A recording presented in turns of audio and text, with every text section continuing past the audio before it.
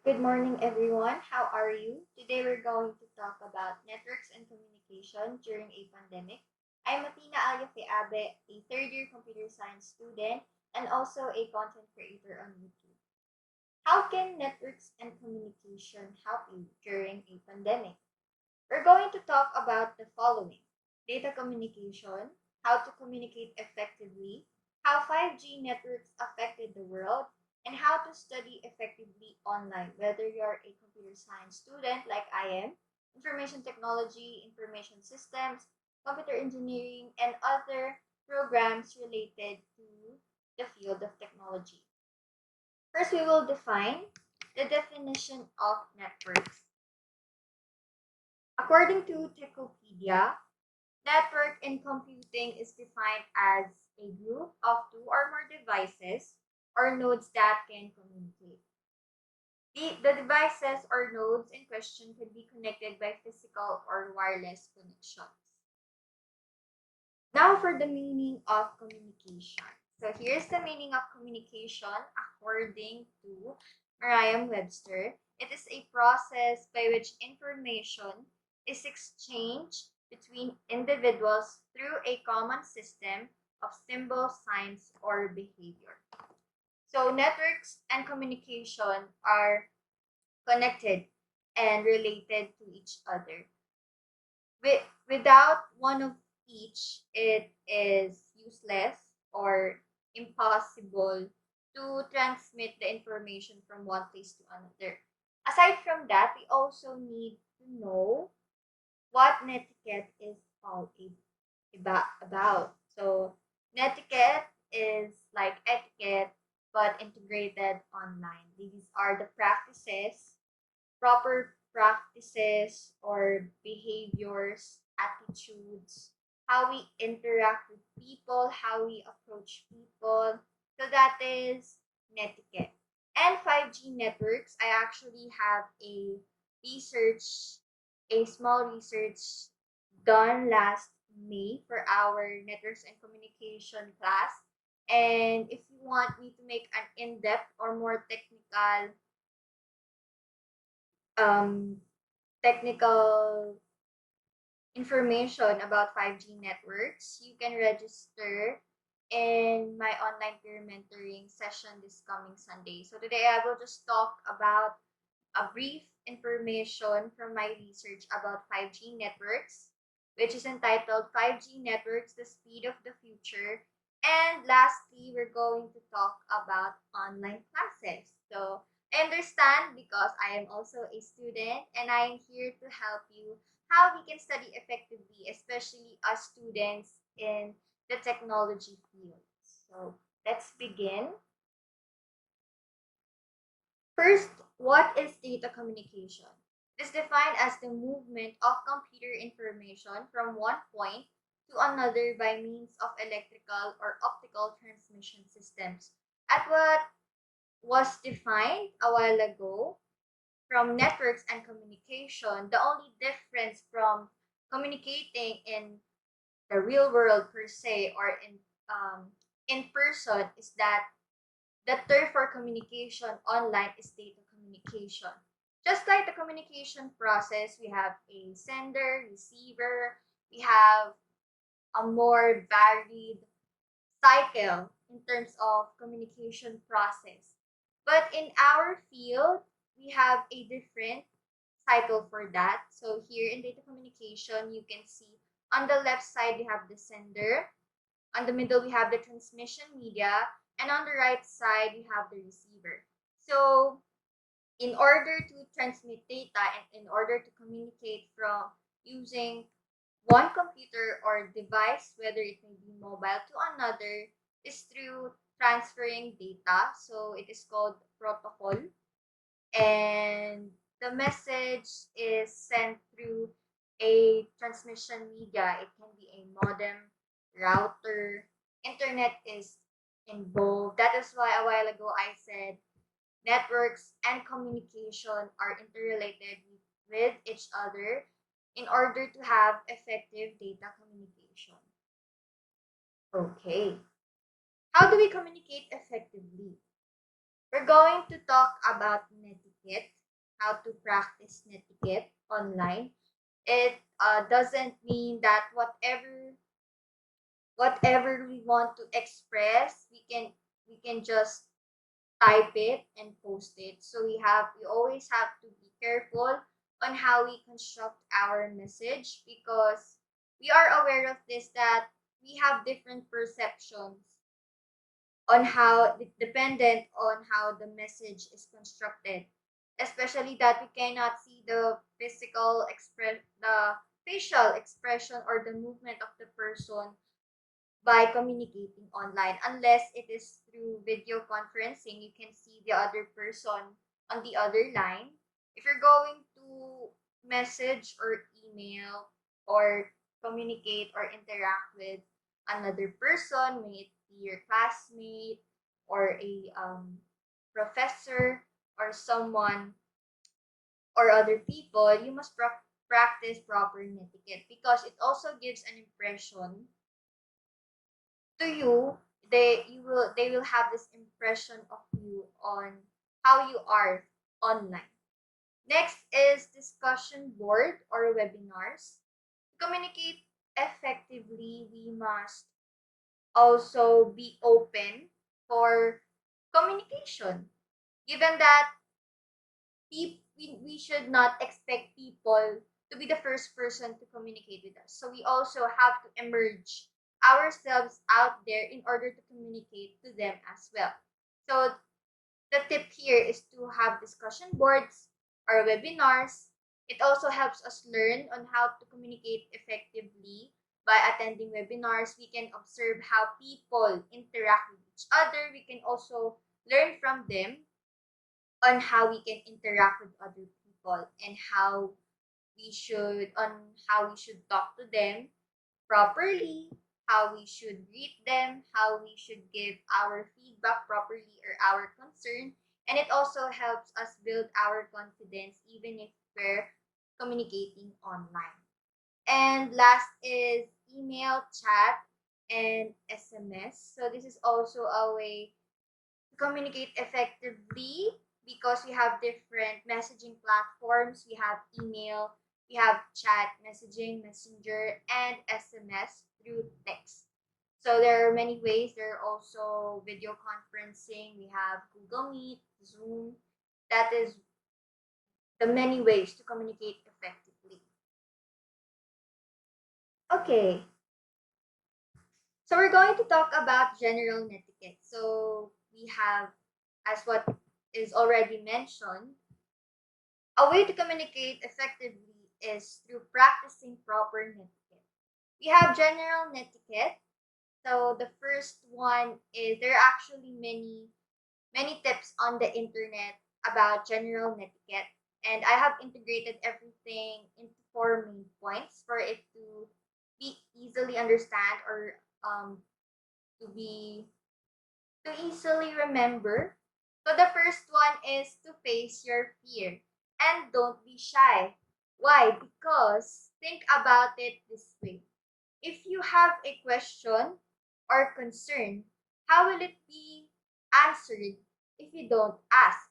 So that is why people really make sure that they pause for a while and then, do you have any questions before I proceed? Especially our professors, whenever they conduct online class, and they always make sure that we can understand what is being told to us. Or for example, a meeting in an organization, at the end of the presentation, we are asked if there are any questions, concerns, violent reactions. That's why you should not be shy to raise your concern, because it will also help you answer your question. Because if you don't ask, it will never be answered. That is just how simple it is to face your fear. Or if you're really shy, don't hesitate to contact a co-member or your classmate, and then they will, sorry, and then they will relay the information to the person concerned. So next is to actively participate. in all aspects, whether it may be online or if you're also working, you should always actively participate because it can also help people on different perspectives, and it can also build engagement, teamwork online, camaraderie, build more build more network, and to be able to explore new things, to help other people learn, to not only learn from them, you can also share your knowledge if you actively participate. So it is a benefit for each other to always actively participate, and it is also connected into addressing your concern. If you actively participate, it will also help you realize some things, learn from things, and it can help you really build your confidence online. So that is the second tip.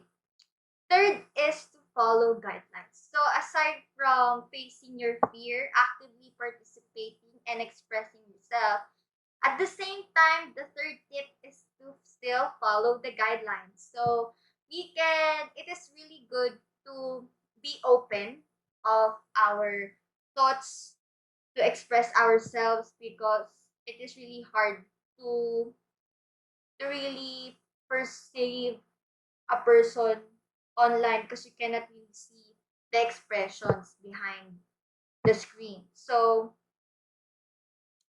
following the guidelines can also help us to act properly. That is why whenever there are meetings from organizations, from work, or from organizations, classes, there are house rules, even if it's online. And these rules, house rules or guidelines, can help us act properly online. And this also help us not to interrupt the person speaking, because that is the most common problem whenever people are communicating. It will create noise if people will talk at the same time. That is why we have mute buttons. People remind us always whenever we have conferences via Google Meet, Zoom, or Discord, that if you want to ask something, kindly unmute your mic or raise your hand if there is a raise hand button there. So, and the last is to always give your feedback. So after everything, after communicating properly by practicing the general netiquette tips, the last part here is to give your feedback, because it will also help them know what to improve on the next meeting or next class, next conference. So it is practicing netiquette also helps people to practice it as well. So it is actually contagious. If they can see that you are practicing proper netiquette, we learn from each other on how to act properly online. So I have here a quote. I already showed this accidentally. So it says here, an email without clarity is like an annoying line. Just say what you want or get out of the way. Said by Jordi Van Rin. I don't know how to pronounce it. So I found this quote. This is actually funny. And the point here is to say what you want to say directly. You don't have to use many words just to express what you want to say. It can be concise, because we are all we all have short time period to interact with each other. So that is why just say what you want to say, but in a proper way. That is why I have here 8 tips for email communication. So my reference is on the left side. It is from Friedman N on their and the article is titled 8 Tips for Effective Email Communication. So the first tip is that the email must be clear and concise. Your message must be clear and concise in such a way that we can always search how to construct an email, just like constructing a letter, a formal letter, a handwritten letter, or an email per se. And Being clear and concise with your message also saves a lot of time for you to construct and for the person, for the receiver to read your message. So it always have to be clear and concise. Actually, all of these tips I also practice, and it also helps me be reminded on how I should communicate. So it must be clear and concise. If there is any way that you can shorten your message before you send, please do so, and please be polite. And next is always reread your message, double check. Personally, I always make this mistake, especially when I am in a hurry, especially as a student. We have a deadline and you have to submit this on time. So that is why most of the time, actually, I don't check my email before sending. That is why I regret it every time I send an email and there is a typo or a wrong grammar. I am not confident on my grammar, but I try my best to construct my message properly. And that is, we should always be mindful to reread our message, how we say it. We should always be polite, straightforward, and to double check before we send it. And if you are not sure on your message, you can save it as draft in case if it is something formal. And okay, so the third tip here is to copy back salient points. So actually, a while ago, I have Googled salient. Let me search it again. I'm sorry, salient. So according to Merriam-Webster, salient means, so right now, Messenger is down, my internet is slow. Okay, here, so Merriam-Webster says it is defined as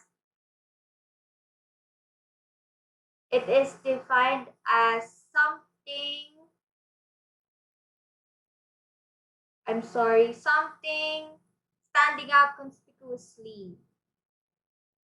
It is the synonym for this is noticeable, remarkable, outstanding, prominent. These salient, the word salient means is to, if in case this person that you have sent an email to didn't respond, or you want to remind that person. Copying back salient points means copying important points from your previous email that you have sent and reminding that person back again in sending another email to that person. Only copy the important points, the highlights of your email to remind that person, or to make a point that this is my email in case you haven't responded or something like that. There are many ways on how to construct our email properly, but for for for our talk today, we will just discuss about communicating by using email. Next is the fourth tip is to use specific subject line descriptions. So there are a lot of samples. The subject line should be the subject of your email, the highlight. For example, as a student, whenever I send a subject line, it is the title of the activity, or if I have concerns and want to ask my professors, I tell this is a personal concern, and my name, my section, my program. Or if I also do online peer mentoring. That is why whenever I compose my email, I said online peer mentoring by athenaaliafeabe. Or if this is a formal matter, and if it is not, for those who are working, I am also a marketing director of a non-profit tech organization. So you let's ang hirap mag-English. Abangan po natin ang aming organization this December. So we are launching, and I am their marketing director. So whenever I interact with inviting people or speakers, I actually say the title, the name of the organization, and the title, which is invitation as a speaker for this event. So, I'm sorry. And the next tip, the fifth tip, is once message is sent, it is difficult to recall. So this is one of the common mistakes is that, like I have already mentioned based on my experience, I immediately send it without rereading it or without double checking it, and then I regret it at the end of the day. And sometimes, if we are really busy, we cannot really recall what was already sent. So, and we cannot take it back. I am not sure on other email accounts, but in Gmail, once you send something, you can unsend it, but it has a time limit, and you cannot take back what was already sent. Next is number 6 is to practice the 24-hour rule for handling emotions. So I forgot to add their hour, but it's actually practice the 24-hour rule for handling emotions. These this means that we should not always let our sudden emotions get in our way of communicating with people, especially if you feel frustrated. All of us are having a hard time right now communicating during a pandemic. So this is really the highlight of our talk today, is that it is important to practice a day for reflection, for calming ourselves down. I understand that sometimes people cannot easily understand what we want to say to them, or they cannot really catch up on an instant. So that is why, even if if there is a short time to respond to that person, we should always remind ourselves to not let our emotions get in the way, because like proper netiquette, we should always apply proper netiquette in communicating with people, even if it really irritates us, frustrates us, or it makes us anxious. So that is why we need to handle our emotions. And aside from that, I also found out that some people, when they get into their emotions, they tend to send the same email to the to that account. So it is considered spamming, and it is not a proper way to communicate or rely the concern to that person. But for in my experience, because sometimes we are not sure if the person we want to send a message easily gets that message, especially if it is something important, we can send that message, but we and I mean on different platforms, not flooding, but on different platforms. Like, for example, we have sent our concern in Messenger, for example, and then we are not sure if that person can open that message instantly. So we opted to send the same message in a polite manner and paste it, copy it, and paste it on SMS or text. Or if they don't see the text message, you can send an email as well, because we also have to consider that people are busy and they might not see a message, especially if it is something important or if it needs immediate response. So we can send our message in a polite manner, but please be mindful on how we construct our message. Always greet the person, say thank you, hoping for your response soon. Use po and opo in case if you're going to construct it in Tagalog or Filipino, to show your respect to that person.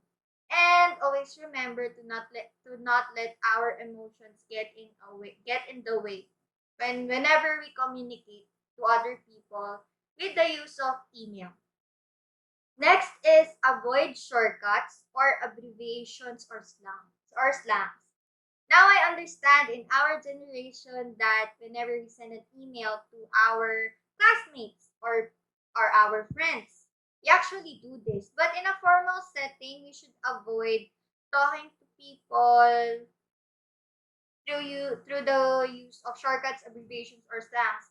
Why? Because It will also help us practice how to interact with people as a student, and it will help us automatically construct emails formally after we graduate, so it doesn't confuse us whenever we construct a message online to in a formal manner, especially if it is someone in a formal setting.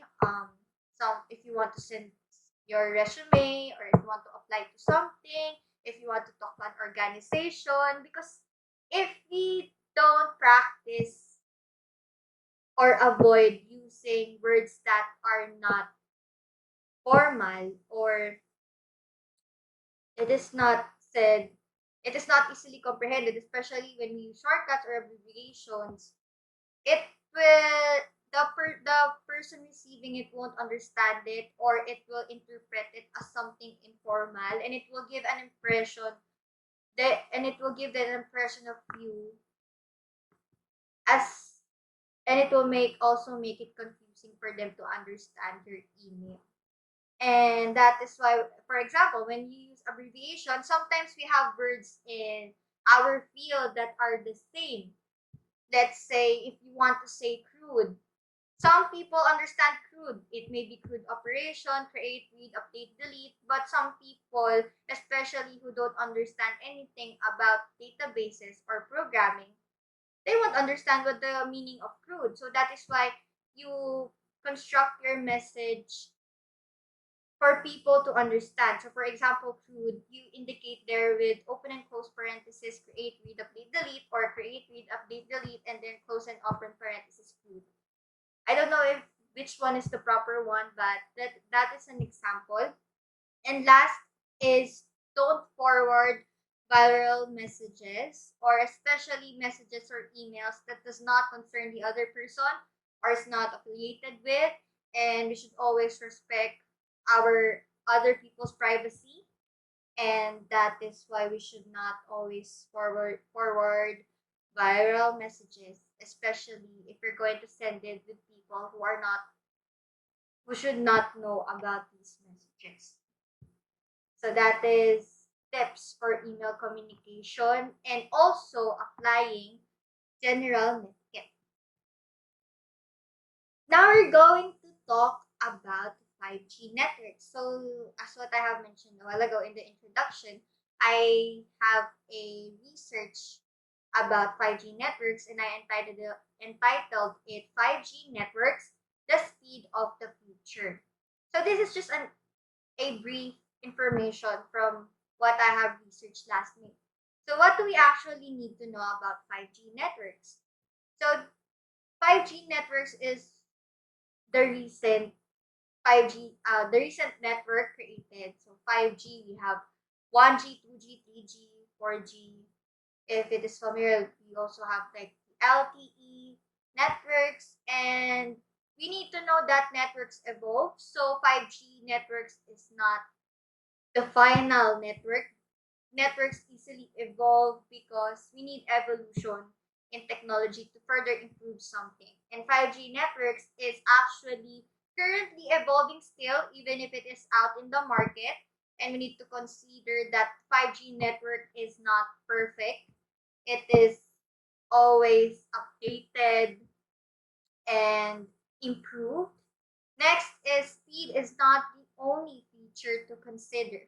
So it is common, especially those people who are interested in choosing out the mobile device that best fits their requirements, and people, especially now during this time. Actually, I forgot when, but last month I think iPhone released their phone with 5G network, and people who are not really techy just buy phones with 5G networks because they think it is because they think the speed itself only. And it is not only the feature that we have to consider, because aside from speed, there is latency, there is cost, and what else? And you should always consider our location. So speed, latency, cost, and location, because it doesn't mean that even though 5G has its unbelievable speed, download speed, upload speed, it also depends where we are located. So for example, you buy this phone, it has a 5G network built in, and you buy this in somewhere that has a strong connection, strong network, and then you go back home and then your location has a weak connection or network. The speed there won't be noticeable because you also have to consider the network and where the connection is more strong. Next is mobile device is not equal to 5G network quality. So what I have mentioned, actually the type of phone, the brand of phone does not equate to the quality of 5G network. Why? Because we should always consider to know where they place their towers. So we have Verizon, AT&T. Here in the Philippines, Smart, Globe, they're actually now putting in the market 5G networks. And here in the Philippines, like on the States, they have places where the 5G towers are placed. And we have to consider that those places have the strongest connections because those towers are where the connection is coming from the nodes. So I won't go really technical because I will teach that in my online peer mentoring this coming Sunday. Next is 5G towers must be identified. Like I have mentioned, we should know where we live, where we will use our phone with the 5G network. And I think because my research was made last May and it has been 6 months since, more than 6 months since I learned about 5G, and perhaps 5G is now, the towers of 5G are now spread out. So most probably we can search where the 5G towers are located. And actually there are a lot of YouTubers who are trying out or doing an experiment on how strong 5G networks are, the speed. They actually drive to places with the towers, with the 5G towers, and really test if it has an unbelievable speed, and it actually does. But if you go farther away from 5G towers, it will really affect your connection. Next is the effects. So people, even if they are not really techy, they have high expectations that leads them to disappointment. So like I mentioned, we whenever we hear about 5G networks, we think that what matters, the most important thing is the speed, but it is not. And that leads to people being disappointed and giving negative feedbacks about 5G networks or networks in general without knowing the other factors that we have to consider in terms of network and data transfer, data communication. It doesn't mean that it is marketed as something that has incredible speed, high speed, doesn't mean that it will always have a consistent speed. So we should be mindful of the features of a network. And as what I have mentioned and will always remind you, we have other factors, and it is not speed that we should always think about. So aside from that, is that social media altered the concept of 5G networks.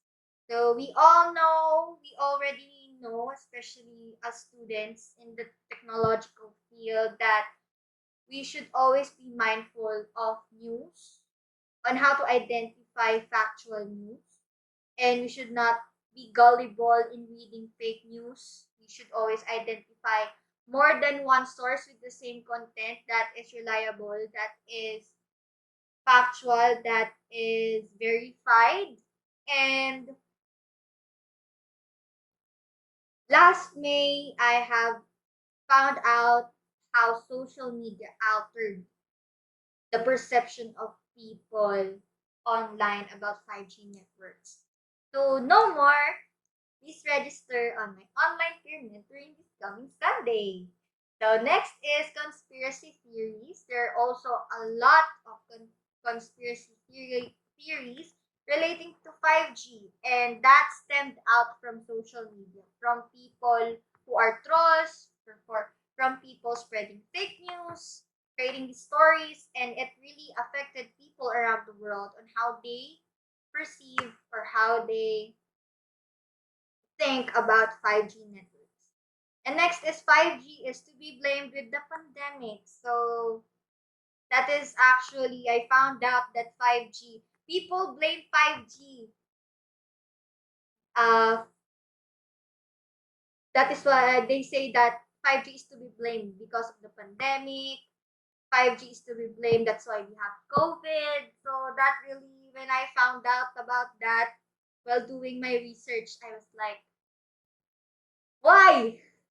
So we always really have to help people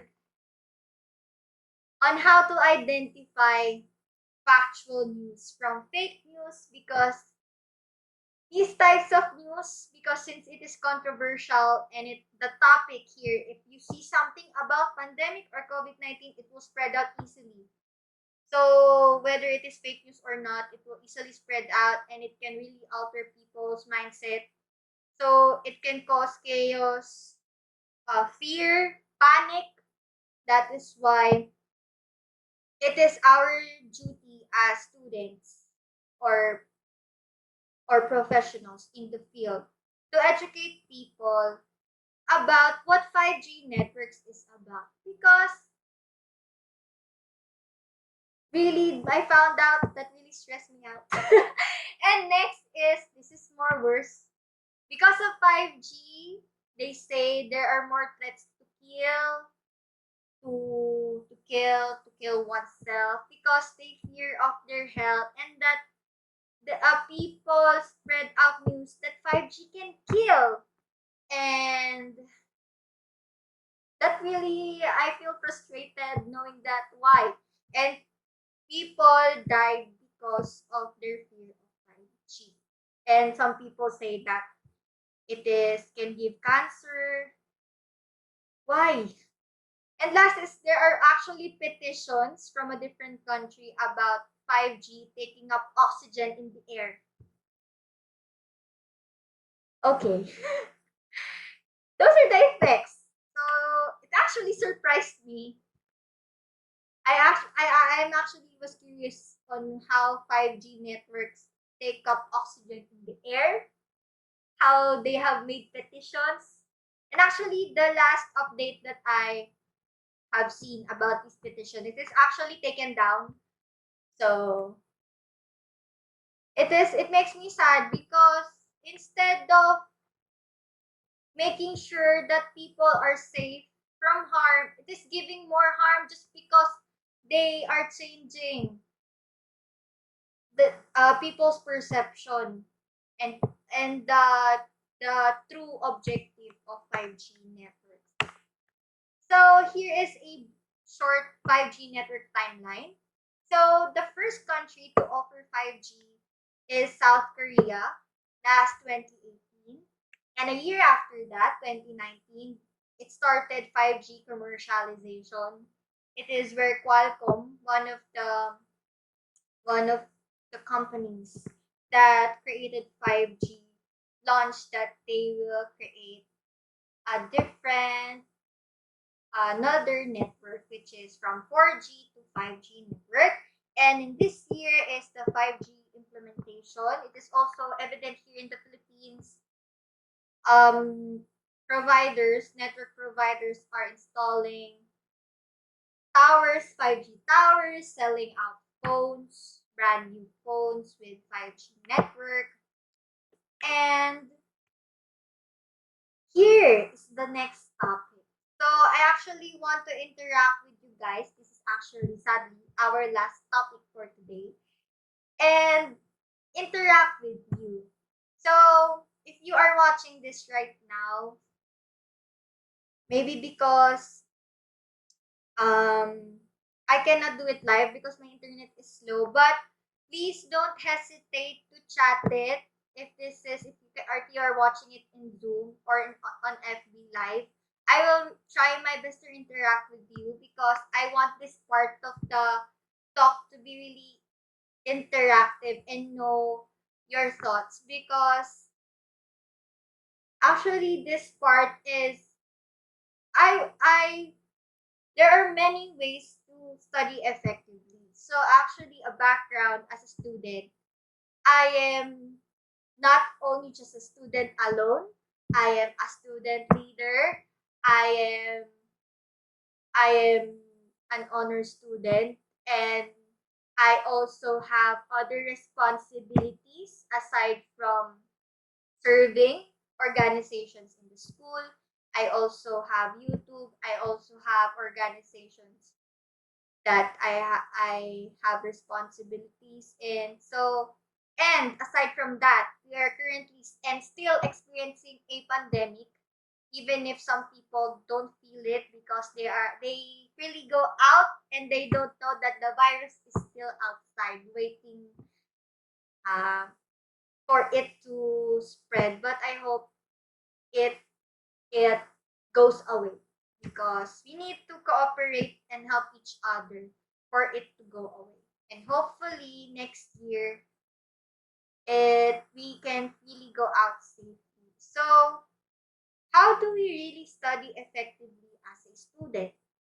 Given that online class struggles as a student in the field of technology is hard, people might actually people may actually think that we are students in the technological field, it will be easy for us to learn online. But actually, that is not the case. We also need to study on laboratories, on our computer laboratories. I think you guys miss the aircon in the laboratories. I'm just kidding, but we need to learn physically, because it is more efficient, because there are a lot of factors and it to consider learning online. And even if we are students in the technological field, we are also struggling to learn effectively, because it depends on our situation, it depends on our background, it depends on how we learn. We have different ways on how we can learn effectively, and I am here to guide you. I am not here to really tell you on how you can learn effectively, but I will guide you and tell you my way on how to learn effectively as a student during online class and during this pandemic. So it is hard. I'm going to say it right now. It's not easy. It's really hard. So if you feel like you're having a hard time, acknowledge it, because at the end of the day, we need to help each other. So I am here to help you how to study effectively. So all of us are experiencing online class, whether it may be asynchronous or synchronous. It depends on the university. And both asynchronous and synchronous itself is really hard. There is no much greater or much easier way, but all types of learning online is hard. So I have here a guide for you. So on the second row, I left it blank for you to answer on your own. So on the first column, we have advantages, and these are some advantages of online class. First, there is no need for transportation. Some don't have to get very early in the morning just to and go out, because transportation here in our country is really difficult. We are every morning, and even going home, it feels like there's always an apocalypse if you're commuting. So an advantage is we don't have to get up early for some, and we don't have to commute or go from one place to another. We can just stay at the comfort of our homes. So that also an advantage here is there are two types of online class or learning. So we have asynchronous or synchronous. We have independent learning, interactive learning. This advantage is actually depending on the curriculum of the school or university. So it goes hand in hand. It can be an advantage or a disadvantage. It depends on how it is implemented. We have different cases for this type of learning. Actually, another example is modular learning modules. It can also be an advantage or disadvantage. It is dependent on how it is implied. So next here on the second column, we have disadvantages. An example here I've put is resources. Not all of us have computers, desktops, laptops, tablets, mobile phones. Some have to go to computer shops and risk themselves, or some it is evident in the news that people are asking for help, saving up money, going up to the mountain tops just to get a signal. So that is really a disadvantage. Not all of us have equal resources when it comes to learning online. And it is actually hard for us students in the technology field because we need computers to learn. And it is a disadvantage for us because comparing it face to face, we have computer laboratories that gives us equal access to learn, to code, to do our computations. And this is the most highlighted disadvantage of online class is internet connection.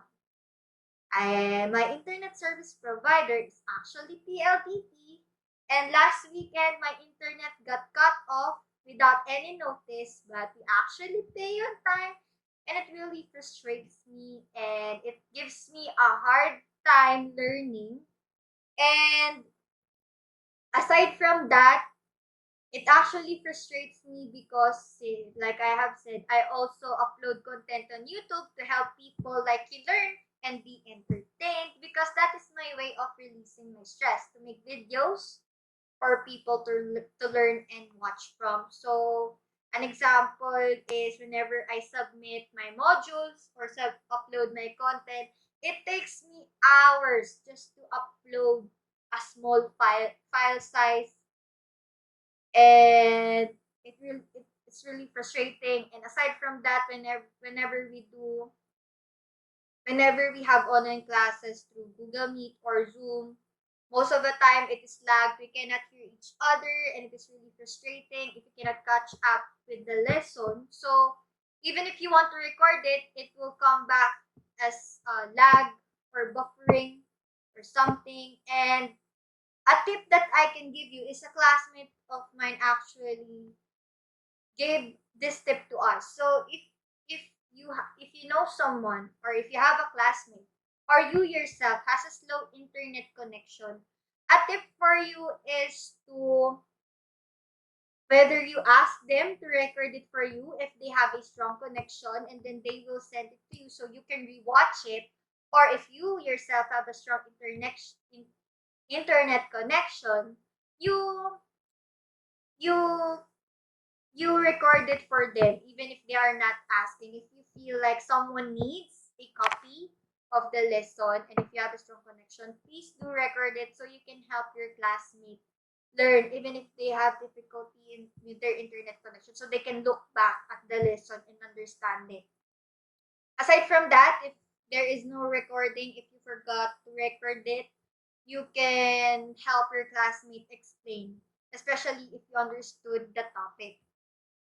And on the third column is the effects. So there are a lot of effects that we have to consider.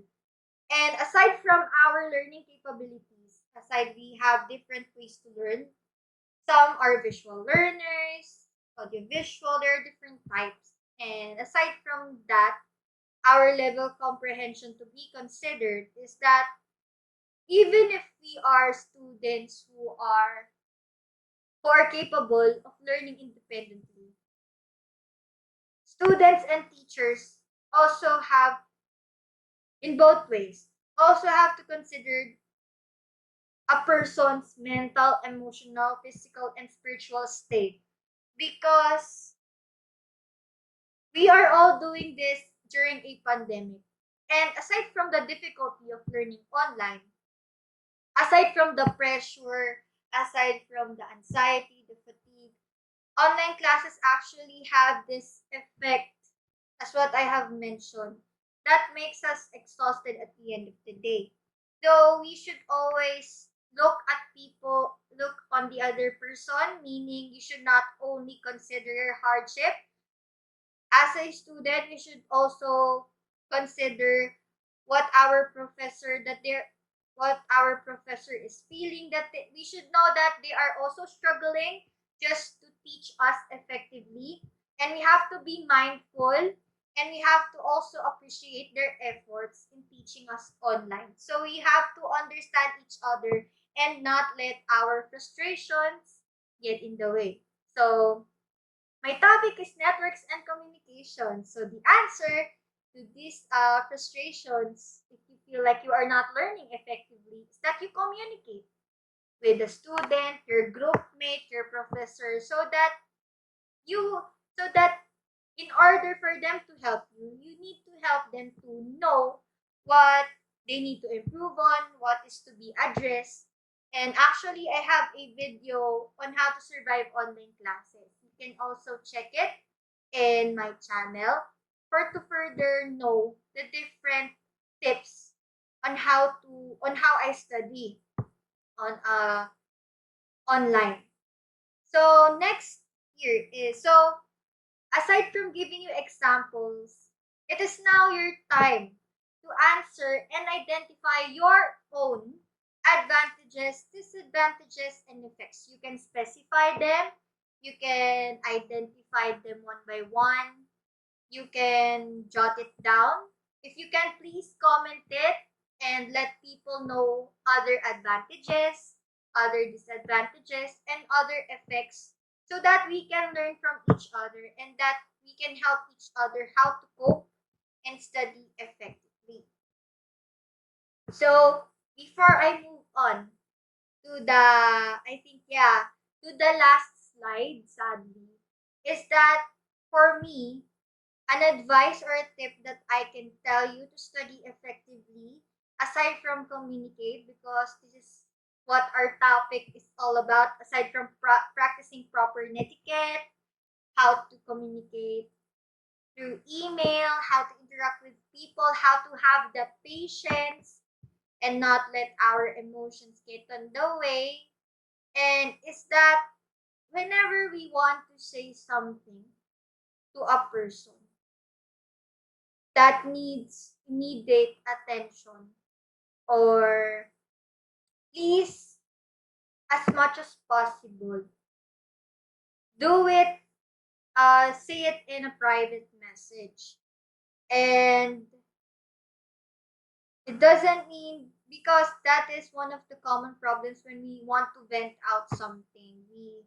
We post it elsewhere and not directly telling it to the person. How will they improve if you don't tell it to them? So aside from that, if you think you are having difficulty learning on your own, please don't hesitate to approach your classmate that you know and you are comfortable asking for help, and then they will help you learn, because that is what we do in our program.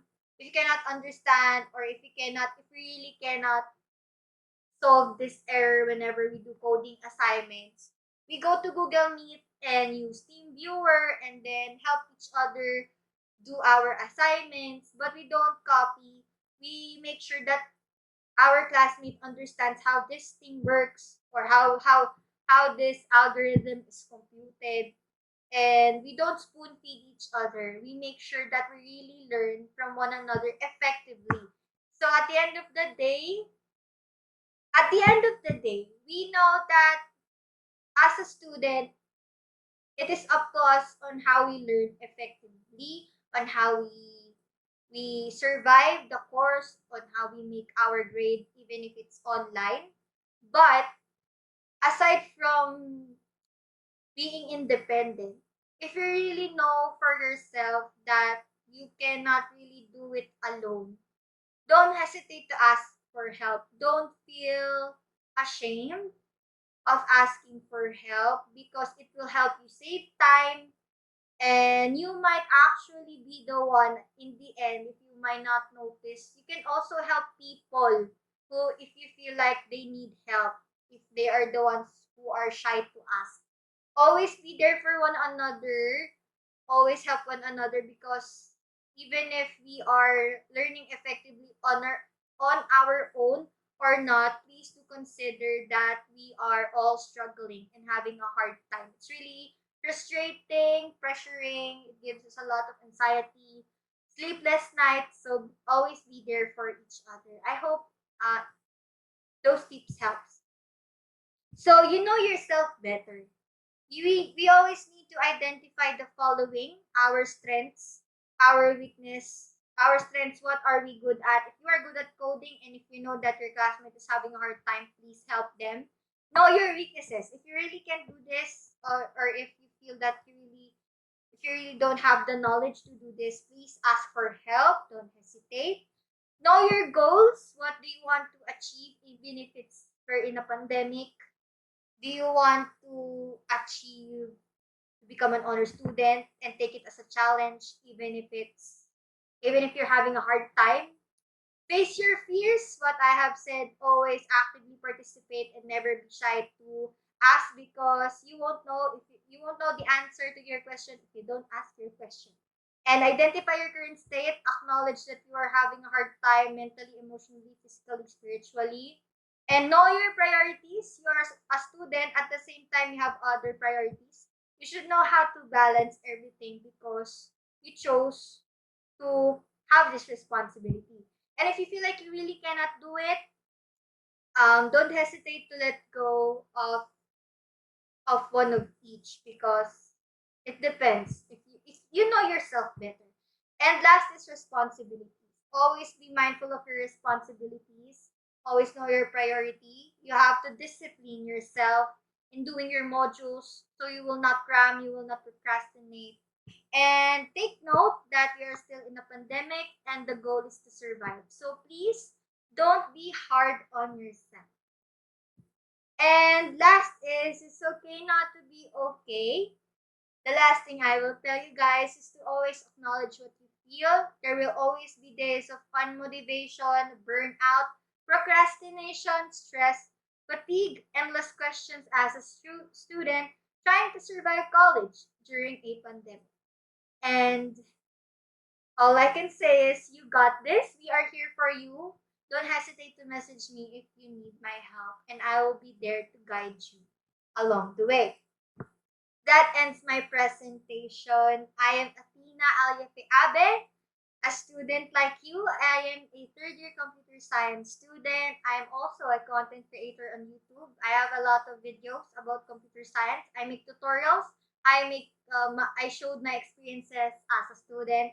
I also procrastinate. I feel overwhelmed. I sometimes feel burnt out. And you can search me here on Facebook, Atcha Abe, on my YouTube channel, Atcha Abe. For my LinkedIn account, to know more in-depth information about me, you can search my account, athenaaliafeabe.